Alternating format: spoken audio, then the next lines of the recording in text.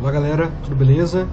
Então hoje pessoal, já nos encaminhando aí para o final do bimestre, eu vou apresentar para vocês uma relação que é muito comum na análise filosófica e ética para observar como se dá a relação entre a moral, os valores que nós temos expandidos e alinhados dentro de uma sociedade com princípios abstratos, leis, regras, ordenamentos. E aqui, por que isso é necessário?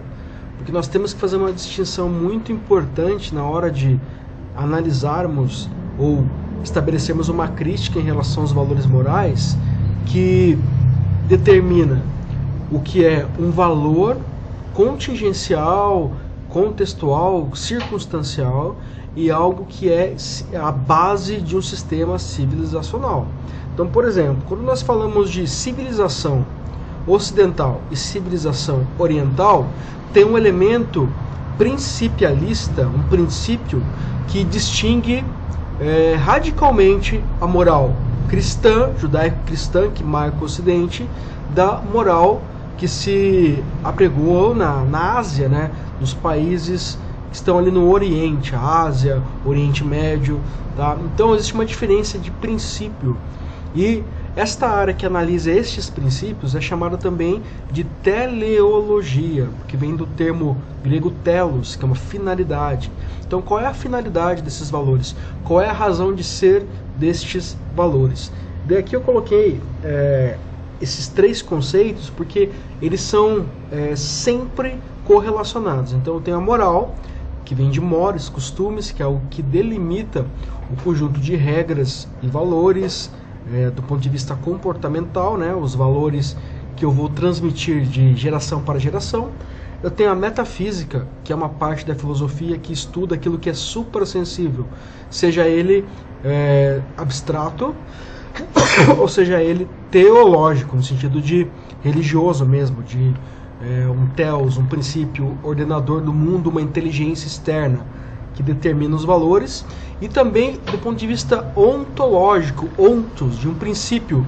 E aqui, ontológico pode ser tanto utilizado para definir uma base moral religiosa ou não.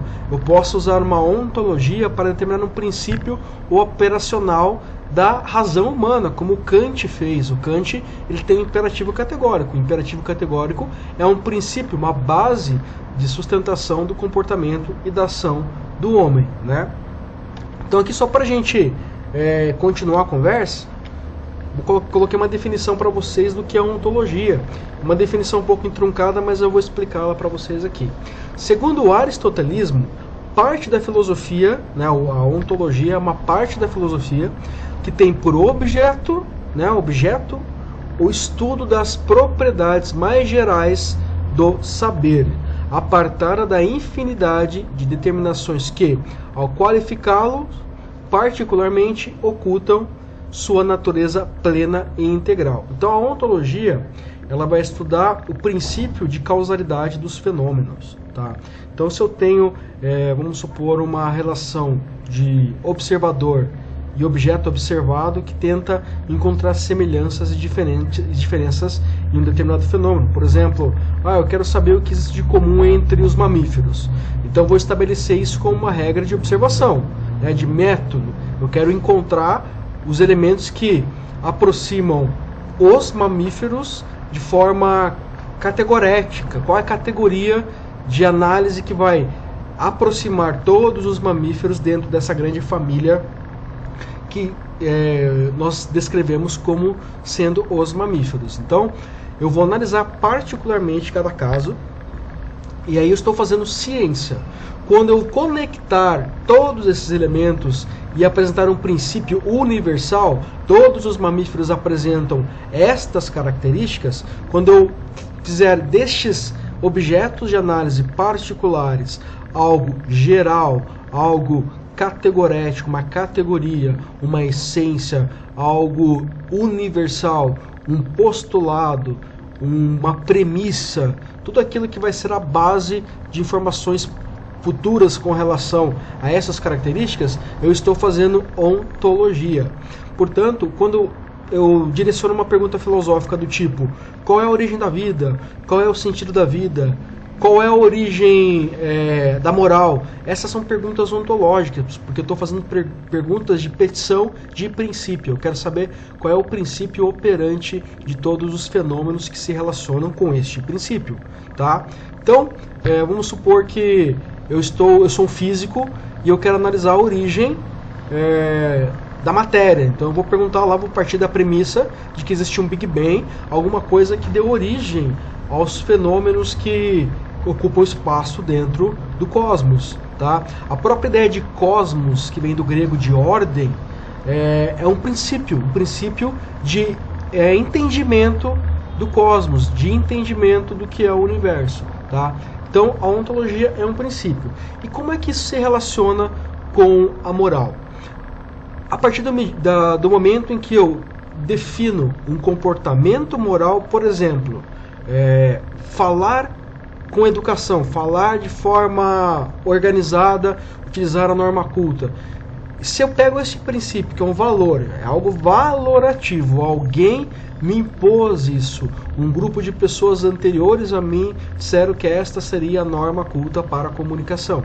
Quando eu estabeleço isso como uma regra universal que todos devem respeitar, eu estou eu estou me pretendendo, universal. Eu quero que este valor, no caso, se comunicar a partir da norma culta, se torne uma regra geral. Então eu vou deslocar algo que é bom para algumas pessoas, no caso as pessoas que estudaram ou que tiveram contato com a escrita, como todos nós que fizemos parte de uma formação acadêmica, em algum grau, ou outros mais, outros menos, mas todos nós participamos de um sistema de formação da nossa forma de se comunicar, Então, se eu pegar este elemento, que ele é intersubjetivo, e colocar ele como algo universal, eu estou deslocando algo que é contextual para um princípio. E desta forma, isso que eu quero que vocês tenham muita atenção, que é o mais importante dessa aula. Quando eu pego algo que é circunstancial, contextual, e coloco ele para além da sua circunstancialidade, daquilo que muda, eu estou tentando fazer com que esse valor se torne universal, intocável, irredutível, irrevogável, inalienável. Eu nunca vou poder questioná-lo, tá? Então, se eu pegar algo que é do âmbito da vida, das relações que determinam a vida, e colocar isso num pedestal distante das mudanças sociais, eu estou dizendo que isso sempre será assim. Nunca vai mudar, nunca será questionado. E por que eu estou dizendo isso? Porque na Idade Média, muitos valores morais circunstanciais daquele período foram lançados a um nível metafísico, para além das mudanças que ocorrem na vida. Então, por exemplo, você dizer que o casamento que é um princípio cristão, ele é uma regra universal definida pela vontade de Deus, um ser maior, uma inteligência maior, isso faz com que uma característica moral ela se torne sempre majoritária, e as pessoas elas acabam, por meio de uma coerção, realizando aquelas ações em conformidade com esses princípios, com esses valores. Porque dentro de uma lógica, de uma estrutura lógica, aquilo foi te apresentado como sendo uma verdade absoluta, tá? Porque o elemento ontológico, ele tem uma pretensão de fazer com que um valor se torne uma verdade absoluta, algo inquestionável. Então, vocês podem identificar vários elementos valorativos dentro da cultura de vocês que estão alçados como se fossem verdades absolutas. Por quê? Porque se confunde um valor que ele é circunstancial, que ele é contingencial, com algo, aliás, contingencial vai para além sim de elementos físicos, mas eles existem. Mas quando eu pego um elemento de uma cultura, uma lei, por exemplo, as pessoas elas não podem, negros e brancos não podem ocupar o mesmo espaço, e eu coloco isso como uma vontade superior, eu estou utilizando elementos ontológicos, mesmo que eles não tenham uma relação evidenciada, auto-evidente, com valores, porque quando eu vinculo um valor moral a um princípio abstrato, uma ideia, no caso Deus, ou até mesmo a compreensão de direito, a compreensão de liberdade, eu estou buscando fazer com que aquilo se torne algo fixo, engessado, que não tenha nenhum tipo de questionamento ou de resposta antagônica, oposta àquilo, tá? Então, nesse sentido, eu posso sim juntar o elemento moral com o elemento metafísico. E qual é a crítica que se faz em relação a isso? Que essa relação, ela é arbitrária, ela é uma convenção, ela não existe fenomenicamente falando, ela é um produto da vontade humana. Quem vai fazer essa crítica aguda de maneira muito assertiva e convincente? O próprio Nietzsche, que nós já vimos nas aulas passadas. Quando ele anuncia lá a morte de Deus, ele está demonstrando exatamente a quebra desta lógica, porque na Idade Média todos os valores eram vinculados à vontade de Deus.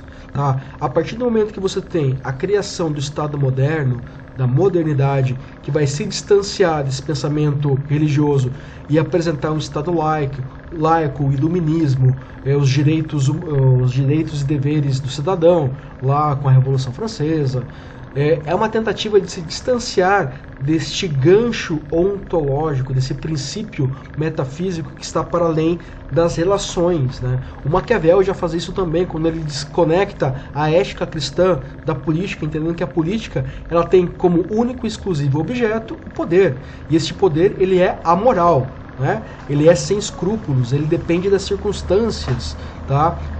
Eu só vou dar uma carga de valor moral ao poder dependendo do momento onde eu estiver. Então, cada sociedade vai determinar ao poder uma regra específica, uma intensidade maior ou menor, tá? Mas, quando eu tento colocar estes valores morais atrelados a um princípio, um ontos para além das circunstâncias da vida, eu estou tentando fazer com que esse valor ele se torne permanente, mas isso não acontece, como o próprio Nietzsche vai identificar. Ele vai apresentar um diagnóstico da modernidade, uma vez que ela vai se desconectar desse valor que ele é um princípio inalienável, porque a própria dinâmica da vida ela consegue, como o Nietzsche diz, fazer uma transição, né, uma transvaloração dos valores, porque uma vez que eu tenho valores fixados e eu passo a não entender mais esses valores como algo fixo e sim como algo relativo, eu estou desconectando os valores deste princípio inalienável. Portanto, os valores eles voltam a ser relativos, questionáveis, circunstanciais e efêmeros, tá? Então, espero que tenha ficado clara essa relação entre moral, metafísica e ontologia. Eu vou falar um pouco mais sobre isso ainda quando eu for associar a moral ao aspecto bem fenomênico que o Sartre apresenta, mas isso eu vou fazer na próxima aula. Beleza, galera? Então, é isso e até a próxima aula.